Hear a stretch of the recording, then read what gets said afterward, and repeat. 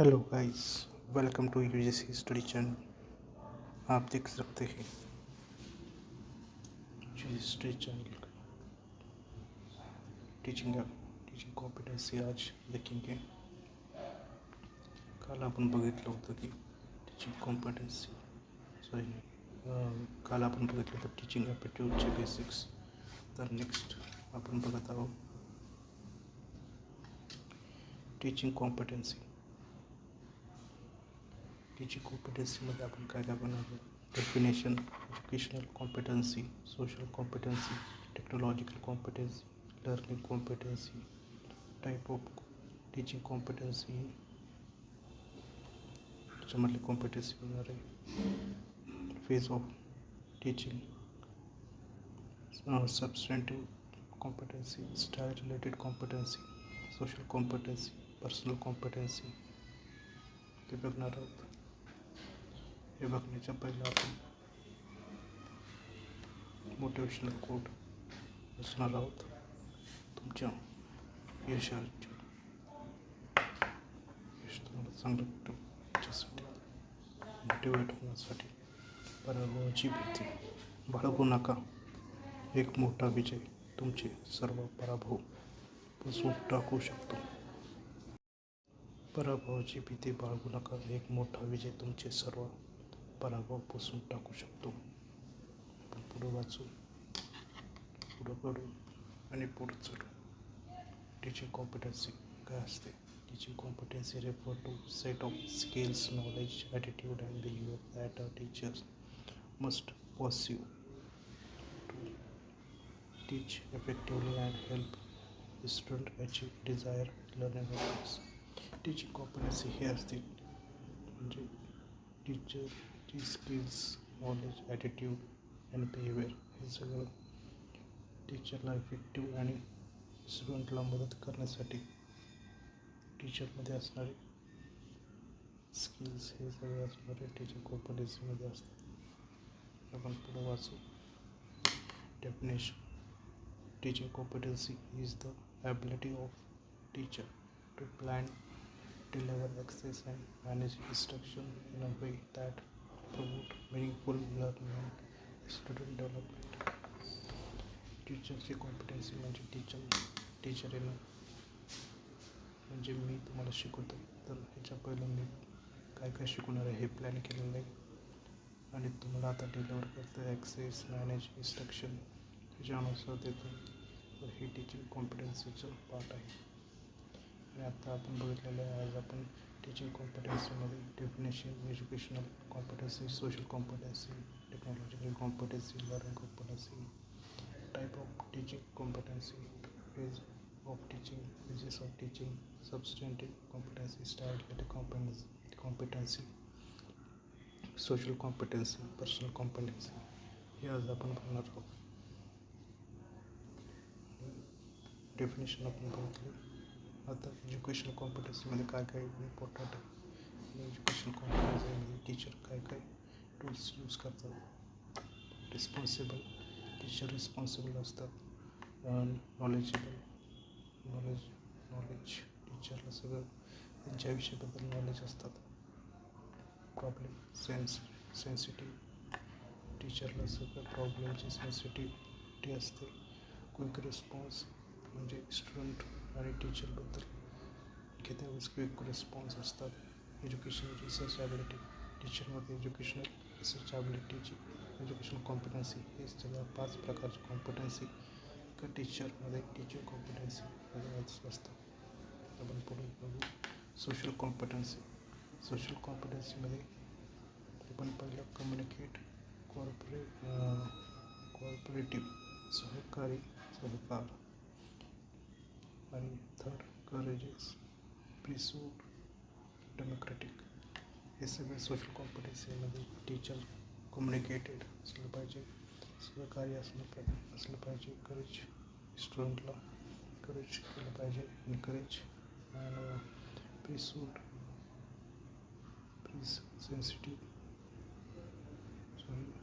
Present democratic हे असणं गरजेचं आहे. तुम्ही तुमच्या मोबाईलवरून जाऊन गुगलवर तुम्ही ह्याचे MCQ काढून तुमचं होमवर्क आहे. Next, technological competency. Use the internet to search and extract information.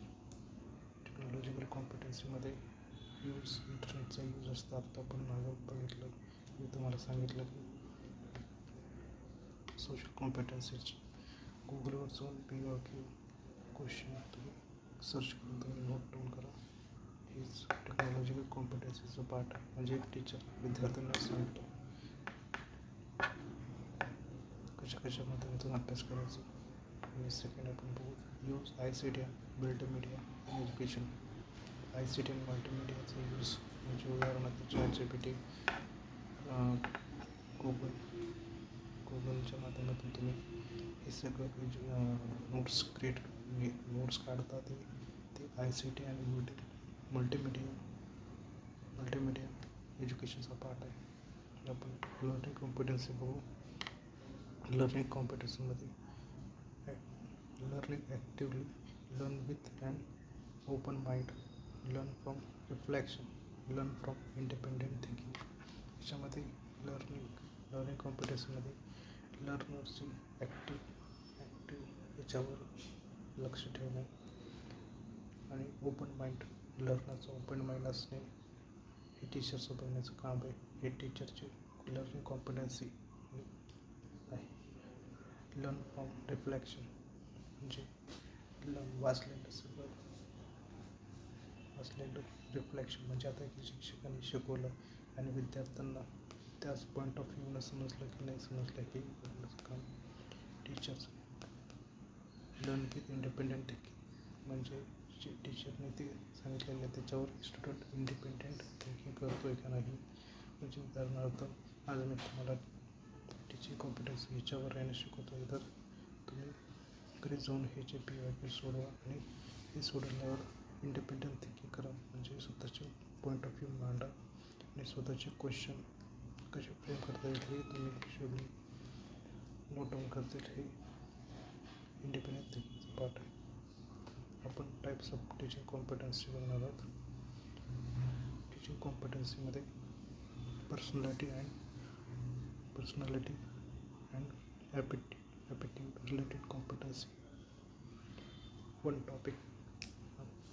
या व्हिडिओचं लेक्चर आहे वन टॉपिक क्लास. आपण पहिलं बघणार locus of control and self efficacy. and second logical and clear, third confident and enthusiastic. हे बघणार आहोत. पहिलं लोकस ऑफ म्हणजे स्वतःच्या बोलण्यावर कंट्रोल. आता एक शिक्षक व थांबल्यावर हात म्हणजे हातानं तुम्हाला ॲक्शन करून सांगतात त्याच्या रिस्पॉन्सिबिलिटी म्हणजे स्वतःची रिस्पॉन्सिबिलिटी हातवाऱ्याची रिस्पॉन्सिबिलिटी टीचर घेत असतो. म्हणून टीचर स्वतःची कंट्रोल ठेवतो. लॉजिकल अँड क्लिअर म्हणजे टीचर स्वतःच्या गोष्टीवर लॉजिकल आणि क्लिअर असतो. म्हणजे कोणत्याही स्टुडंटला किती वेळ द्यायचा आणि कशा पद्धतीने द्यायचं हे टीचरला माहीत असतं. आणि टीचर लॉजिकल आणि क्लिअर असतो. आणि कॉन्फिडंट आणि एन्थुसियास्टिक म्हणजे स्वतःच्या गोष्टीवर टीचर सज्ज असतो. नेक्स्ट आपण पुढे बघू फेजेस ऑफ टीचिंगची 3 फेजेस आहे. प्री ॲक्टिव्ह, इंटरॅक्टिव्ह फेज आणि पोस्ट फेज. आणि आपण फेजच्या बद्दल आपण थोडं जाणून घेऊ. प्री ॲक्टिव्ह फेज म्हणजे planning stage of teaching behaviour entering the classroom. म्हणजे टीचर क्लासरूमच्या येण्याच्या पहिलं काय तयारी करतो ती प्री ॲक्टिव्ह फेजमध्ये येते. म्हणजे उदाहरणार्थ आता मी तुम्हाला टीचिंग ॲप्टिट्यूड हे शिकवलं, ABC शिकवलं, हे व्हिडिओमध्ये शिकवलं, तर हे प्लॅनिंगचाच पार्ट होता. क्लासरूममध्ये एंटरिंग होण्याच्या अगोदर मी प्रिपरेशन करून तुम्हाला सांगितलं. हे प्री ॲक्टिव्ह फेजमध्ये येतं. आणि interactive phase it is actually stage of teaching where teachers give feedback and motivate student. म्हणजे आता ॲक्च्युअल स्टेजमध्ये म्हणजे क्लासरूममध्ये एंटर होऊन टीचर काय काय शिकवत आहे हे इंटरॅक्टिव्ह पार्ट झाला. आणि त्याच्यामध्ये स्टुडंट सरांना फीडबॅक सांगतो, म्हणजे कशा माध्यमातून तुम्हाला क्लास हेल्प होते हे सरांचं फीडबॅक असते. आणि आता टीचिंग कॉम्पिटन्सी ही चालू आहे, त्याच्यामध्ये फेजेस ऑफ टीचिंग चालू आहे. तो इंटरॅक्टिव्ह फेजमध्ये आपण आहोत. हे सगळं ॲक्च्युअली स्टेज ऑफ टीचिंगचा पार्ट आहे. पोस्ट ॲक्टिव्ह फेज हे after completions of the class. Post active phase आपण बघत होतो. After completions of the class, the teacher evaluate the learner's performance. म्हणजे टीचर क्लास कंप्लीट झाल्यानंतर, म्हणजे क्लास शिकवल्यानंतर लर्नरचा परफॉर्मन्स चेक करतो आणि इव्हॅल्युएट करतो. म्हणजे आता मग आपल्या क्लास संपल्यानंतर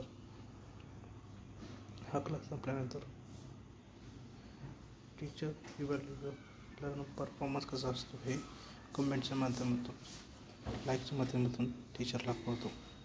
नेक्स्ट सबस्टँटिव्ह कॉम्पिटन्सीमध्ये आपण subject knowledge and literacy level बघणार आहोत. म्हणजे स्टुडंटला सब्जेक्ट नॉलेज असतं आणि सब्जेक्ट नॉलेजच्या पद्धतीने स्टुडंटला सांगतं. त्यांच्याकडे लिटरसी लेवल असतं, म्हणजे त्यांच्याकडं सब्जेक्ट नॉलेज आणि लिटरसी लेवल असते. स्टुडंटला समजण्यासाठी टीचरला सब्जेक्ट नॉलेज आणि लिटरसी लेवल म्हणजे सगळं ज्ञान असणे गरजेचं आहे. हे सबस्टँटिव्ह कॉम्पिटन्सीमध्ये येतात आणि हे टीचरला असतं. स्टाईल रिलेटेड कॉम्पिटन्सीमध्ये डायनॅमिक आणि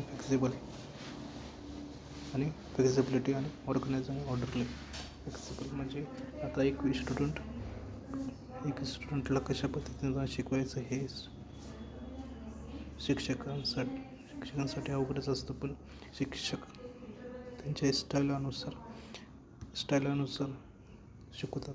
म्हणजे उदाहरणार्थ आपल्या एक आवडीचे शिक्षक आपल्याला शिकवतात, तर त्यांच्यामध्ये खास गोष्ट कोणती असते ते आपल्याला माहीत नसते, पण ते आपल्याला लगेच कॅच होतात. हे आपल्यासाठी फ्लेक्झिबल काम करतात. ऑर्गनाइज आणि ऑर्डरली. आपल्याला शिक्षक आपले ऑर्डरली म्हणजे टॉपिक ऑर्डरली प्रेझेंट करतात. तसं मी तुम्हाला ऑर्डरली प्रेझेंट करतो आहे. तसंच हे स्टाईल रिलेटेड कॉम्पिटन्सीचा पार्ट आहे. ऑर्गनाइज आणि ऑर्डरली ही गोष्टी तुम्हाला क्लिअर करा. सबस्क्राईब करा चॅनलला. आणि सॉरी, मला आवाज चांगला येत नसेल, काही मागं नॉईज बॅरियर येत असेल तर सिस्टर चॅनल आपल्यासाठी माफी मागत आहे. तर असं कारण असं आहे की मी लायब्ररीमध्ये असल्याने हे व्हिडिओ लेक्चर तुम्हाला लायब्ररीमधूनच सेंड होतात. तर म्हणूनच आजूबाजूचा आवाज तुम्हाला डिस्टर्ब करत असेल तर माफी असो. नेक्स्ट आपण बघू सोशल कॉम्पिटन्सीमध्ये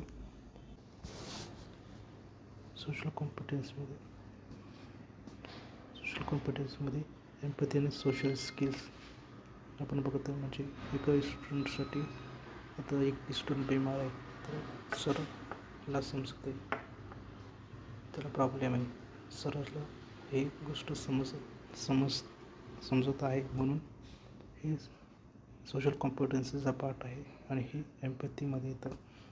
सोशल स्किल्स म्हणजे सरांनी समाजासाठी कार्य केलं असेल तर सोशल स्किल्समध्ये येतं. पर्सनल कॉम्पिटन्सीमध्ये स्वतःला टीचर सेल्फ अवेअर ठेवतात आणि सेल्फ रेग्युलेशन आणि मोटिवेट ठेवतात. म्हणजे आता सरांना मोटिवेट राहतात आणि सेल्फ रेग्युलेट. असं नाही म्हणत की आज आपण शिकणार नाही, आता मी तुम्हाला शिकवतो तर मी निष्काळजी पद्धतीने शिकवत नाही आणि चांगल्या पद्धतीने शिकवतो आहे. मी स्वतःला सेल्फ रेग्युलेट करतो आहे, सेल्फ अवेअर करतो आहे, मोटिवेटेड करतो आहे, म्हणून हे पॉसिबल होतं. आपण आता इथंच आपला लेक्चर संपलेलं आहे. Thank you for watching this video. याच्या पहिलं आपण काय काय वाचलं आहे याचे रिवाईज करू. सोशल कॉम्पिटन्सीमध्ये वाचलं आहे. Social competency, personal competency, empathy, social skills, self awareness, self regulation, motivations, substantive competencies, subject knowledge, literacy level, self style related competency मध्ये dynamic flexibility, organise orderly. Phases of टीचिंगमध्ये 3 फेज बघितले. Pre active, interactive आणि post active phase. Types of teaching competency बघितली. Learning competency बघितली. Technological competency, social competency, educational competency, definition बघितली. Teaching कॉम्पिटन्सीची meaning बघितलं. टीचिंग कॉम्पिटन्सी काय असतं आणि मोटिवेशनल कोर्स तर तुम्हाला माहीतच असेल. पराभवाची भीती बाळगू नका. एक मोठा विजय तुमचे सर्व पराभव पुसून टाकू शकतो. आणि UGC स्टडी चॅनलला सबस्क्राईब करण्यासाठी बेल आयकॉन प्रेस करा आणि UGC स्टडी चॅनलला शेअर करा. आणि UGC चॅनल सगळ्यात मोठं तर तुमच्यासाठी होईल. UGC study channel global of India हे future of UGC study channel. Thank you for this watching video.